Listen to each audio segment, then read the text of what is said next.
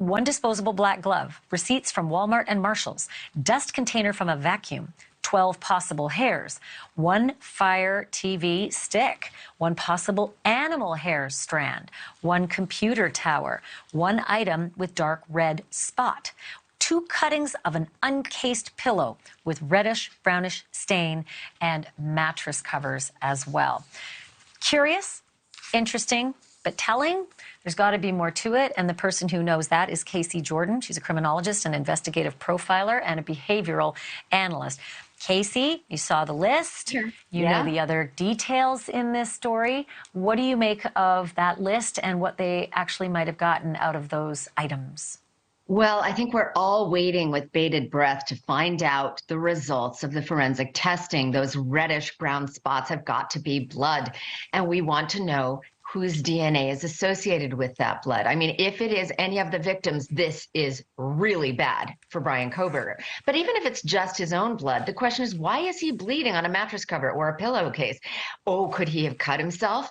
But of all the things on that list, I'm going to argue that the hairs are the most important, and that possible single animal hair, if that traces back to Kaylee's dog, nail in the coffin, I think, in terms of what Brian Kohberger comes. That's what I thought. That is what I thought. And then I started to try to think about what a defense attorney would do with it. They all go to the same places, like the Mad Greek restaurant, okay?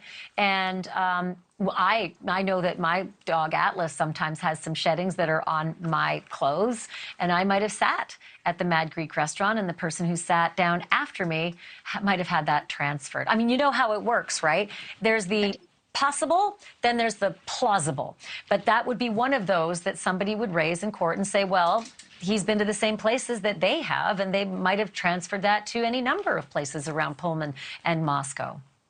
And of course, that is what his defense attorney would do if it goes to trial, which I truly don't think it will. It depends.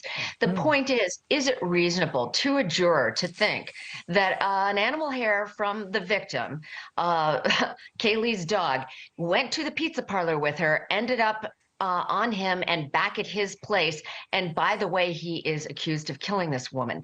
I mean, you just have to put yourself in the shoes of a reasonable person. But I mean, between that, the vacuum bag contents, this is going to be critical because it could have skin fiber. I mean, the triangulation is happening. The dotted lines, especially with your terrific guest from the People Magazine reporter, who's talking about those contacts, those DMs through Instagram. I mean, all of this just keeps tracing, and those dotted lines get more and more solid with each piece of evidence.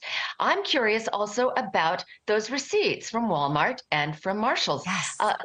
What was it for? Any black kind of ninja outfit gear? Was the Dickies tag from a balaclava a mask that would have covered his face?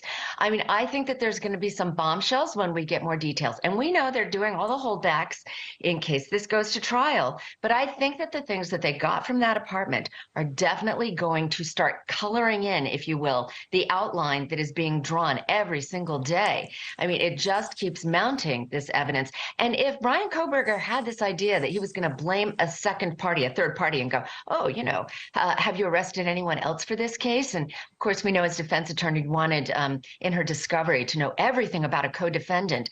It looks as if he had tried to set something up so he could blame someone else for framing him. But the more evidence that they mount, the less tangible that defense is ever going to be.